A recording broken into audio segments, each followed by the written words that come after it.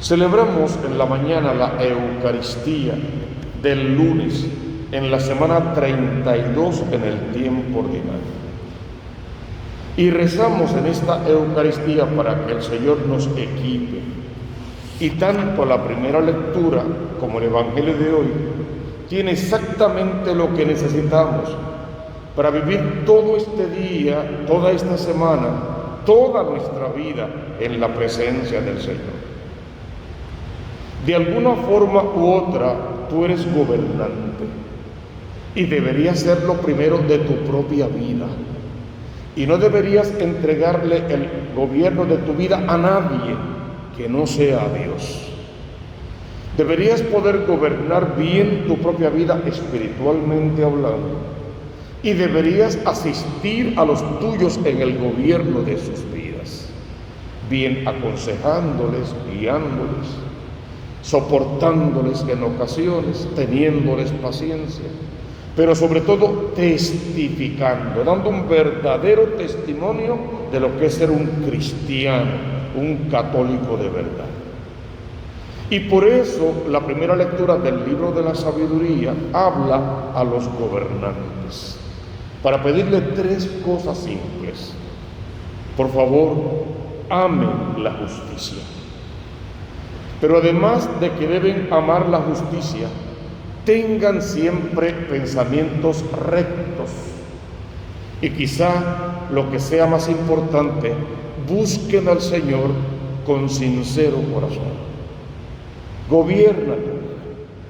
No le entregues la vida a pasiones, a sentimientos, a pensamientos, a escándalos, a manipulaciones de nada ni de nadie. No pondrás tu vida en nadie más que no sea el Señor de los ejércitos, porque solo Él puede sostener tu vida y ayudarte a ganarte el reino de los cielos. Porque se manifiesta el Señor a los que no exigen pruebas, a los humildes, a los simples, a los sencillos de corazón. Y se revela a los que no desconfían de Él, a los que tienen su fe puesta en el Señor. Así, la primera lectura, con muchos proverbios, pensamientos, va diciéndonos poco a poco cómo el católico práctico vive, cómo no debe vivir, qué cosas tiene que dejar de hacer. Porque los pensamientos retorcidos alejan de Dios, y el poder puesto a prueba confunde a los necios. En cambio, la sabiduría no entra en almas perversas, ni habita en cuerpo sometido al pecado. Uno va leyendo y tiene por obligación que examinarse. Si yo examinase mi día de ayer, solo el de ayer, mi alma fue agradable a Dios. La convertí en algo así como en un espejo donde Dios podía venir a mirarse. Y mis hermanos vieron algo de Dios a través de mí. O mi alma fue perversa, desviada. Acudí al desquite, a la mala palabra, a la mentira, a los celos, a la envidia.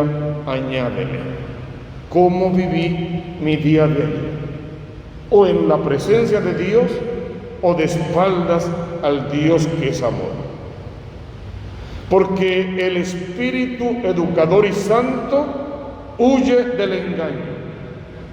Si soy un hombre de Dios, veo la tentación y huyo de la tentación. Si no soy un hombre de Dios, yo mismo busco la tentación como placer primario y me regodeo en la tentación y la llevo a efecto. Me engaño a mí mismo, a Dios jamás, y me aparto de su amor y de su misericordia y pongo en peligro la salvación de mi alma. En cambio, la sabiduría es un espíritu amigo de los hombres, que no deja impune al blasfemo, inspecciona las entrañas, vigila atentamente el corazón y cuanto dice la lengua. Y termina con broche de oro. Pues el Espíritu del Señor llena la tierra, todo lo abarca y conoce cada sonido. Este Dios de amor, de misericordia que presenta el libro de la sabiduría, que hace una invitación a venir a Él, a poner en Él todo tu corazón, a vivir amando y practicando la justicia, a rendirle culto y pleitesía en espíritu y en verdad, porque tus pensamientos son rectos, y a cumplir siempre con tu santa voluntad, porque lo buscas con sincero corazón. Cantaba el salmista: guíame, Señor, por el camino eterno. Cuando uno lo lee, solo tienes que pensar, y a Jesús te habló al corazón: yo soy el camino, la verdad y la vida. Pedir al Señor guíame por el camino eterno es pedirle: déjame conocerte de verdad, amarte de verdad, y arranca de mi corazón todo ídolo. Máxime, decimos siempre, cuando yo soy el peor de los ídolos en mi propia vida, cuando me rindo culto a mí mismo y cuando en mi soberbia, a veces disfrazada por falsa humildad, cuando en mi soberbia no puedo hacer nada por el otro, porque al final pienso que el otro está para servirme a mí y cumplir mis caprichos. Guíame, Señor, por el camino eterno, porque al final tú me sondeas y me conoces. Me conoces cuando me siento y cuando me levanto. De lejos penetras mis pensamientos. Distingues mi camino y mi descanso. Todas mis sendas te son familiares. Salmo 138, 139. Te invito a leerlo en casa, con tu familia, si fuera posible, y a dejar que el Señor, que te sondea y te conoce, te muestre el camino. Lógico, siendo tú obediente a lo que el Señor quiere y pide de ti. El Evangelio es un evangelio compuesto. Parecería que el autor tomó distintos momentos y pasajes y frases de la vida de Jesús y las colocó juntas. Esta es la segunda parte de la entrada de Jesús en Jerusalén. O sea, Jesús ya está a punto de morir, pero no quiere dejar ningún cabo suelto. Por eso Lucas, que lo conocía bien en el Espíritu, nos habla de esta manera. En aquel tiempo dijo Jesús a sus discípulos: es imposible que no haya escándalos. Es una advertencia de parte de Dios. O sea, no pienses que esto va a ser color de rosas, caminando sobre ruedas. No lo piensas. Habrá dificultades, problemas, enemistades, divisiones. Todo un poco habrá. Pero el problema no es el escándalo. El problema es para quien provoque el escándalo.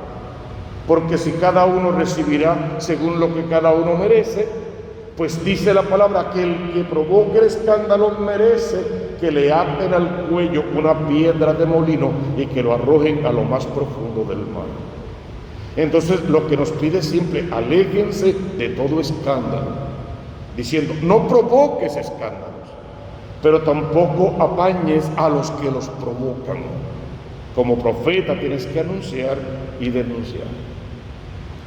Como que para poder trabajar contra los escándalos hacen falta dos cosas: saber pedir perdón siempre y saber perdonar siempre, aunque el otro ni pida perdón ni lo merezca. Decimos, tampoco tú y yo merecemos el perdón de Dios, y Dios está presto a perdonarnos. Pedir perdón y perdonar, que no es lo mismo que permitir abusos y excesos. Es que yo puedo perdonarte bien al 100% y no quererte en mi vida.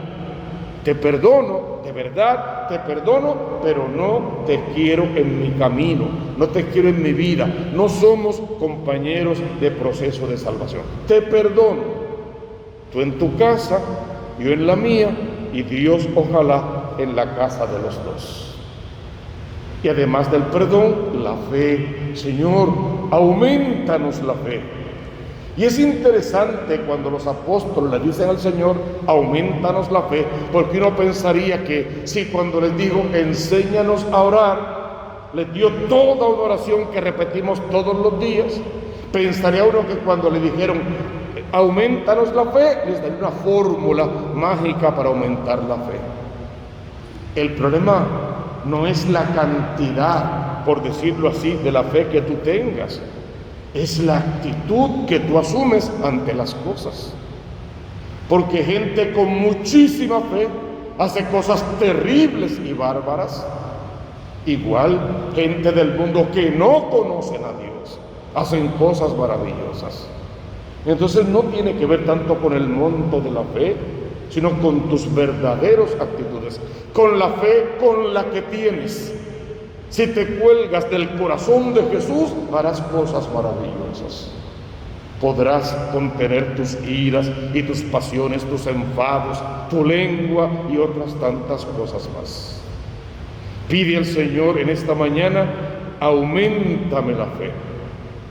Pero sobre todo pídele, enséñame a perdonar y a pedir perdón.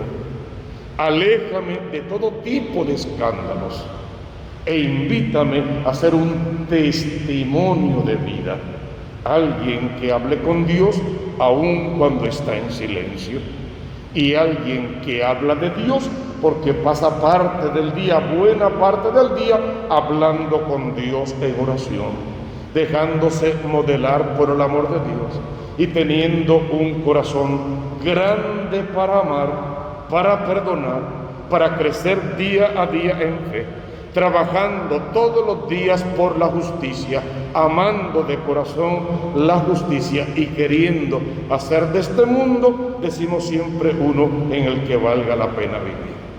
Son lecturas hermosas que nos invitan a convertirnos de verdad, a caminar sobre las huellas del Maestro y a vivir en santidad, sabiendo lo que decimos siempre: busca primero el reino de Dios con su justicia, y todo lo demás vendrá por añadidura.